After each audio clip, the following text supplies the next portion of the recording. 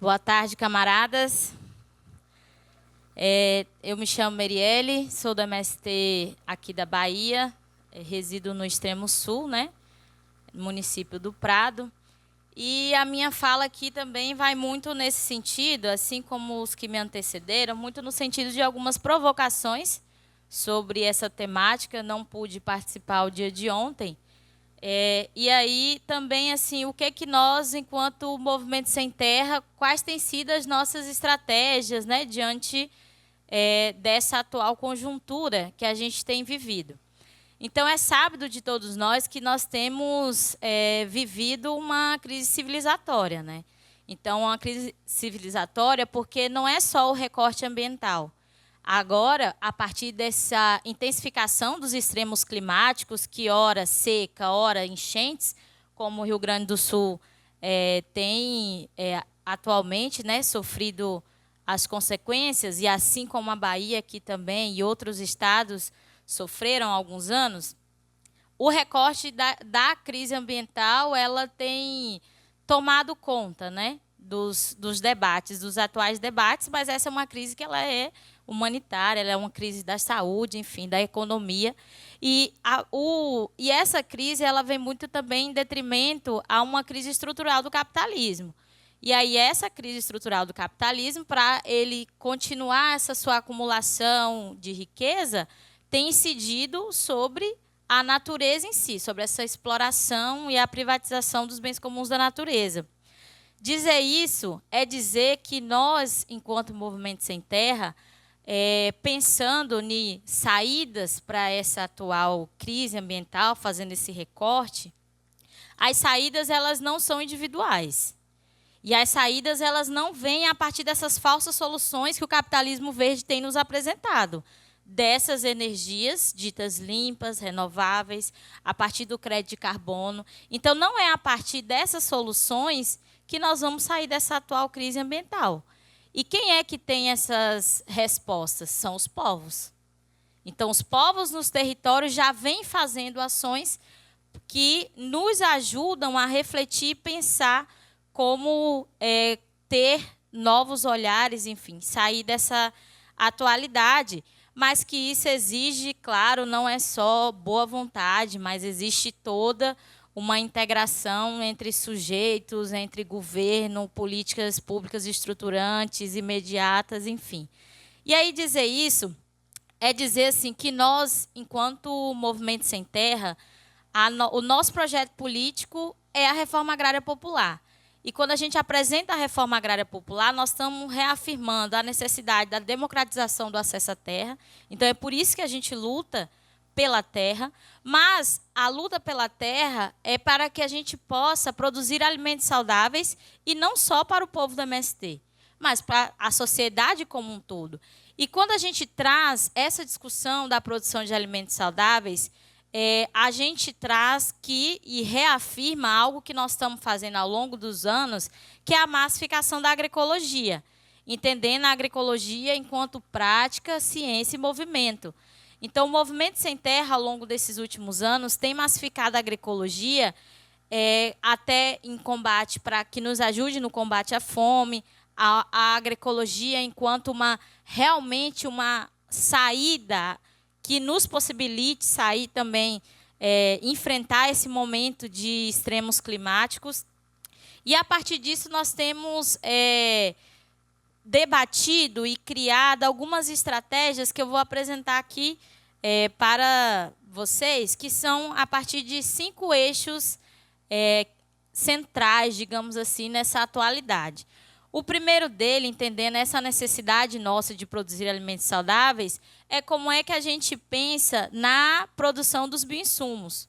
Porque se nós estamos falando de produzir alimento saudável, não tem como a gente usar agrotóxico. Então, nós todos sabemos os impactos reais, nocivos, que têm os agrotóxicos. Mas e aí? Quais outras possibilidades que a gente pode trazer para a agricultura camponesa, a agricultura familiar, para dentro da agroecologia, que a gente consiga garantir uma produção dos nossos cultivos? Então, a gente precisa pensar, a partir então desse eixo dos bioinsumos, como é que a gente consegue criar esses sistemas biodiversos, pensando que a agroecologia, né, nós não estamos discutindo monocultivo, mas nós estamos discutindo uma produção altamente diversificada dos nossos sistemas de cultivo. Então, como é que a gente garante a nutrição? Como é que a gente garante ali algumas práticas, algumas técnicas que a gente possa seguir produzindo alimentos saudáveis para a garantia da nossa soberania e segurança alimentar. E aí dizer dos bioinsumos, como é que nós então possamos pensar nas biofábricas, na multiplicação desses bioinsumos, na produção desses bioinsumos, para que a gente também não gere uma dependência de mercado. Porque nós estamos falando de ter possibilidades de produtos ecológicos que nos ajudam a garantir uma nutrição das nossas lavouras, mas que nós não queremos gerar dependência. Nós precisamos, e aí uma palavra que tem sido muito saída aqui nas mesas é a autonomia. Então, como é que a gente garante uma autonomia na produção desses bioinsumos e que isso seja acessível aos nossos povos, né? Um outro eixo que a gente tem debatido fortemente é sobre as sementes. Então, não dá para a gente falar de produção agroecológica se você trazer para dentro do sistema as sementes transgênicas, as sementes híbridas. Mas onde estão as nossas sementes crioulas? Como é que a gente consegue, hoje, em uma era, numa atual conjuntura, em que um plantio de milho ele poliniza a mais de 300 metros uma lavoura? Se você tem uma lavoura que você plantou com semente crioula e o seu vizinho que está a 300 metros plantou uma lavoura de milho com semente transgênica e tudo plantado na mesma época, quando tiver a floração, isso vai se polinizar, você vai perder a sua semente crioula, que é o que a Paraíba tem enfrentado fortemente, perdido algumas sementes, algumas variedades de milho a partir dessa polinização cruzada. Então, a gente precisa também pensar na autonomia das sementes. Mas como é que a gente socializa essas sementes, né? Que são caipiras, que são crioulas, as nossas sementes da paixão, como também a gente chama aqui no Nordeste, né? Um outro eixo que a gente tem debatido também, enquanto MST, é sobre essa questão das próprias energias, né? Mas como é que a gente pensa numa autonomia energética, que a gente não traga esses impactos sociais, ambientais dessas comunidades, né?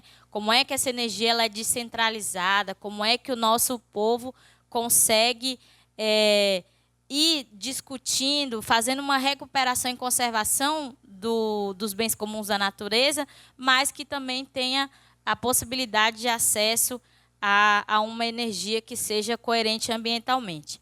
E aí um outro eixo também que a gente tem debatido muito, enquanto Movimento Sem Terra, é a mecanização adequada, entendendo que a agroecologia ela não é algo penoso.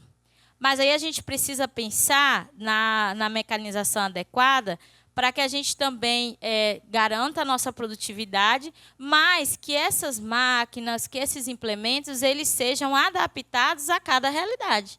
Por exemplo, a realidade dos nossos diferentes biomas, né? E é a partir disso, dessa discussão da mecanização adequada, que a gente vem construindo aí uma parceria nessa relação com a China, mas não é que nós iremos começar a importar os maquinários da China. É entendendo o contexto da China, de uma agricultura familiar, camponesa, e como que essas tecnologias que eles já possuem, a gente consegue se apropriar delas e, a partir da nossa realidade brasileira, a gente ir adequando e fabricando máquinas e implementos agrícolas que condizem com a nossa realidade de agricultura camponesa, de agricultura familiar. Então, é nós aprendermos com o que eles têm feito, e aí, nisso, o Movimento Sem Terra constrói, então, uma articulação, uma parceria com o próprio Consórcio Nordeste, com a Universidade Agrícola da China e a UNB, um centro de desenvolvimento e pesquisa e tecnologia, a qual nós trouxemos 30 maquinários, que aí esses maquinários eles vão estar em fase de testagem nos estados do RN, Ceará, Paraíba e no Maranhão, para a gente realmente saber, assim, como é que a gente consegue, por exemplo, colher de uma forma mais fácil o arroz que é produzido no Maranhão, como é que a gente pensa, né, nessa nossa produção, vai usando esses maquinários e vai adaptando eles a isso que eu já trouxe, que é a realidade desses nossos diversos territórios. Então, um desafio que a gente tem, que a gente precisa construir, enquanto Movimento Sem Terra e outros parceiros, é essa própria fabricação, né, desses maquinários, dessa indústria de fabricação aqui no nosso país. E aí, por fim, mas não menos importante, um outro eixo que nós temos debatido muito fortemente é o próprio plantio de árvores. Então, em 2020, o MST ele lança um grande desafio para a sua base sem terra, que é o Plano Nacional Plantar Árvores e Produzir Alimentos Saudáveis, a qual a gente tem uma meta de plantar 100 milhões de árvores em 10 anos. E aí, ao longo desses 4 anos de desenvolvimento do Plano Nacional, nós já conseguimos, enquanto base sem terra, fazer o plantio de 25 milhões de árvores no país inteiro. Desses 25 milhões, aproximadamente 1 milhão e 800 só aqui o MST da Bahia plantou, nos seus territórios. Então, a gente trazer o plantio de árvores, mas é numa perspectiva da gente, como eu disse anteriormente, de nós irmos construindo esses nossos sistemas de produção biodiverso que traz a árvore como o elemento arbóreo como parte da nossa produção, desde que seja para melhorar a qualidade do nosso solo, que a gente, enquanto movimento, a gente luta pela terra, mas as terras que a gente conquista são terras altamente de solo compactado. São terras que elas foram degradadas pelo agronegócio, pelo latifúndio. Então, esse processo de recuperação desse solo e dessa água, isso parte a partir dessa perspectiva do plantio de árvores e da produção de alimentos saudáveis.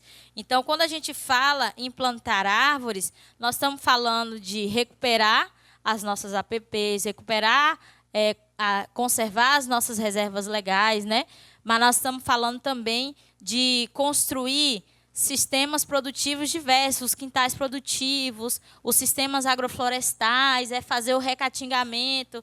Então, são diversas as práticas e técnicas produtivas que a gente consegue ir desenvolvendo, construindo arranjos a partir, claro, de cada chão, da necessidade de cada família, dentro desses territórios e ali trazendo esse elemento da árvore, né?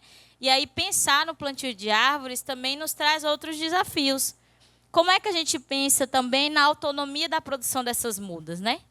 Mas se você fala em produção de mudas, você também precisa falar de coleta de sementes. Então, como é que a gente vai? É uma coisa que acaba ligando outra. Então, como é que a gente pode, dentro dessa perspectiva, pensar na construção de redes de coletas de semente? Como é que a gente pensa na construção de viveiros populares para que a gente tenha a garantia, né, da produção dessas mudas, seja para a recuperação ambiental, mas seja também para serem plantadas nos nossos sistemas produtivos. E tudo isso que a gente vem discutindo, isso é a partir, então, de uma construção da nossa autonomia enquanto Movimento Sem Terra. É claro que isso a gente não faz sozinho. Então, existem inúmeras parcerias, articulações com universidades, centros de pesquisas, governos, secretarias municipais, que a gente vai ali afinando as violas e conseguindo avançar.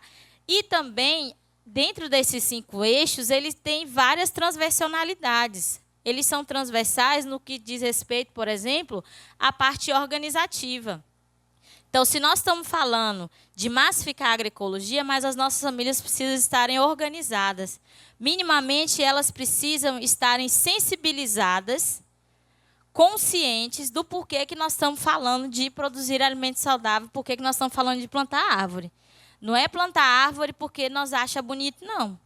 Mas é plantar árvores porque nós estamos numa atual conjuntura que nos leva e nos traz o desafio de, a partir das condições que a gente tem, e condições, muito delas adversas, seguir com a agroecologia, seguir com o plantio de árvores a partir daquilo que a gente tem na nossa realidade, mas é trazer para as nossas famílias essa formação mesmo da consciência, né? Quem são esses destruidores da natureza? Quem é que está degradando o meio ambiente? Quem são os responsáveis por para que nós hoje possamos chegar nessa atual conjuntura de mudanças climáticas, né? Então, nós precisamos ir dialogando, e isso perpassa também, além de estarmos desse desafio de estarmos organizados, mas também do processo da própria formação. Nos traz o desafio também de como que você pensa em uma autonomia, seja da indústria, da produção, de que aspecto for, mas do aspecto da educação. Então, não adianta você falar de sustentabilidade, falar de autonomia produtiva, enfim, se você também não envolve as escolas. Então, o trabalho com as escolas é algo que a gente também tem intencionalizado durante esses últimos períodos, entendendo essa necessidade de discutir e massificar a agroecologia, o plantio de árvores dentro dos nossos territórios. E aí a gente vai, então, dentre todos esses nossos eixos aqui que eu abordei para vocês, sempre trabalhando nessa perspectiva de recuperação e conservação dos bens comuns da natureza. Então, como é que a gente pensa ações, estratégias que garanta ali a nossa água, uma nascente que tenha disponibilidade de água, que garanta, né, um solo saudável, um solo fértil, e aí assim a gente consiga alcançar o nosso objetivo, que é a produção de alimentos saudáveis. Então, essa era a minha colocação. Desde já, o nosso muito obrigado aqui o chamamento e poder fazer com vocês esse momento de experienciar, de troca aqui nesse espaço.